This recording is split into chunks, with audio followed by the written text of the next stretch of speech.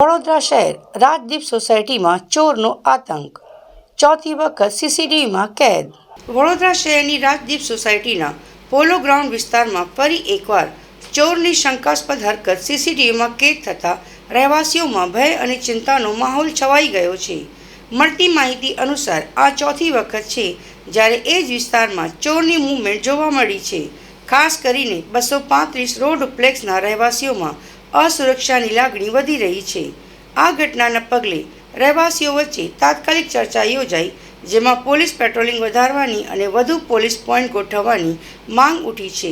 સ્થાનિકોનું કહેવું છે કે જો સમયસર કડક કાર્યવાહી નહીં થાય તો મોટી ઘટના બનવાની શક્યતા નકારી શકાય નહીં। રહેવાસીઓએ એકબીજાને સતર્ક રહેવા, અજાણ્યા લોકો પર નજર રાખવા અને સીસીટીવી સિસ્ટમને વધુ મજબૂત બનાવવા માટે અપીલ કરી છે।